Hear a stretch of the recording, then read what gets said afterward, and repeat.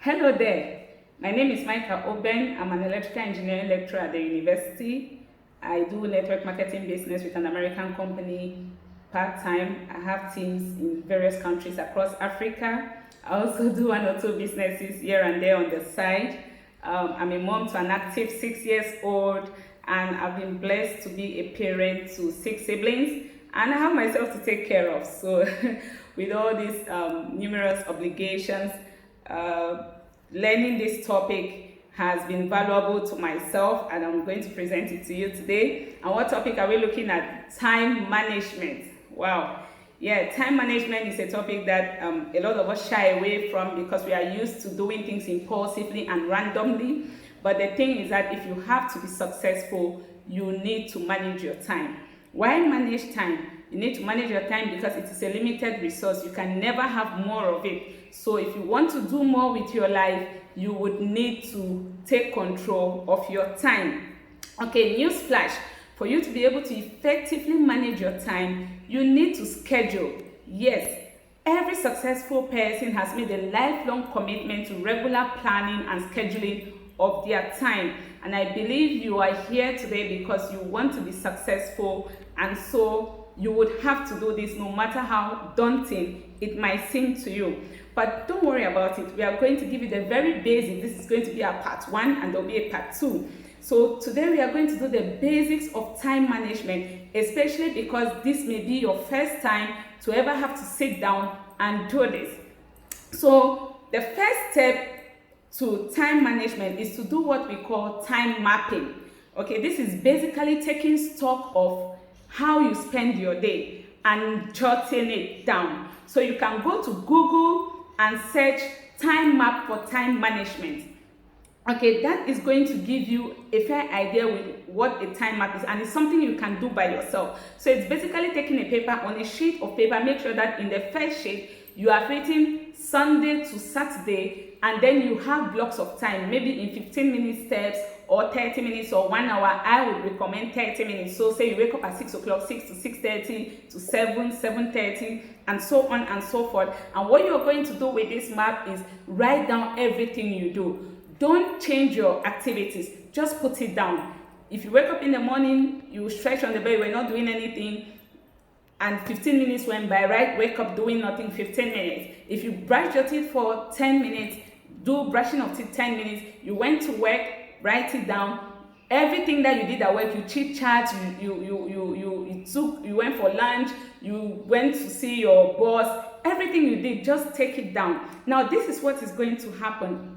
At the end of the week, you are going to see a visual image of what you're doing with your time. Why is this important? This is important because where your time goes is where your life goes. Your time is your life.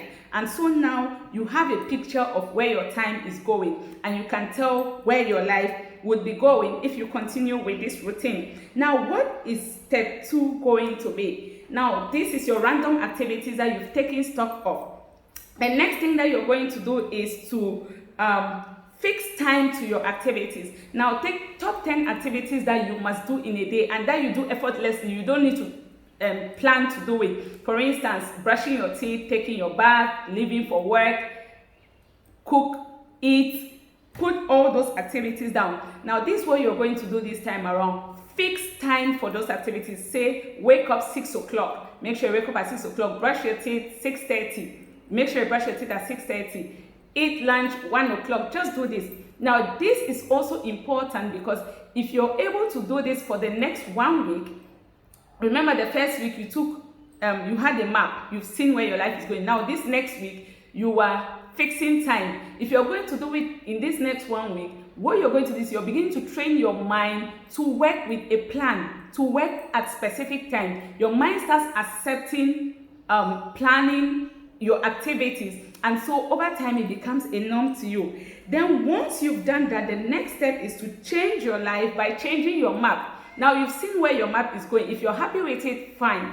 If you are not happy with it, which I believe is why you are here, you would have to change your map. Now that you are accustomed with doing activities at specific time, in your map, you see all those places where you are wasting your time. Between the time you were going to work, you are not driving the car yourself. What did you do? 45 minutes passed.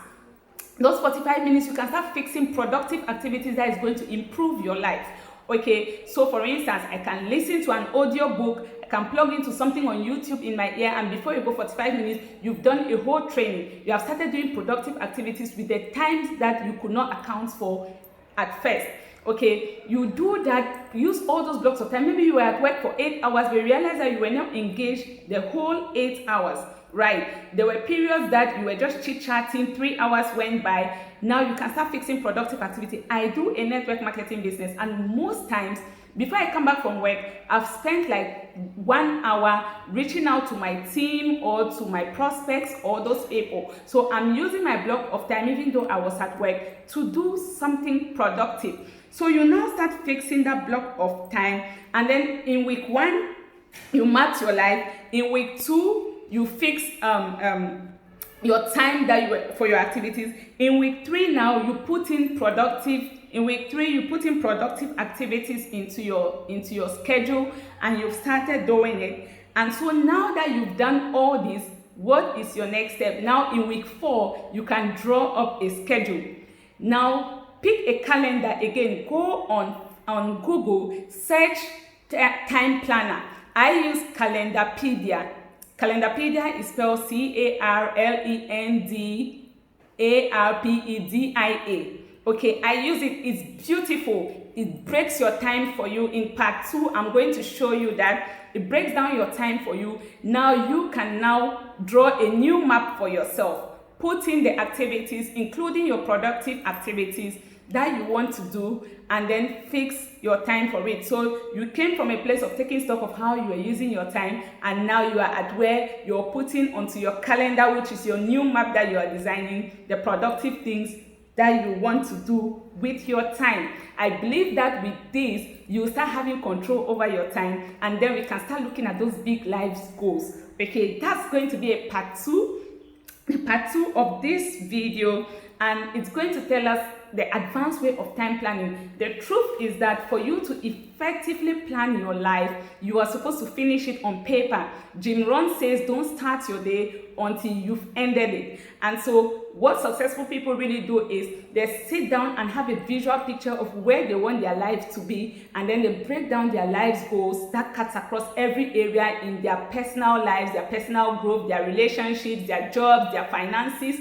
They break it down into yearly goals, monthly goals, weekly goals, and daily goals. And then they work back up from daily up to yearly, and then just realize that you're achieving everything you ever wanted to achieve. That is going to come to you in part 2 of our video. I believe you found something valuable from this, and I'm looking forward to you becoming more productive with your time. Thank you very much.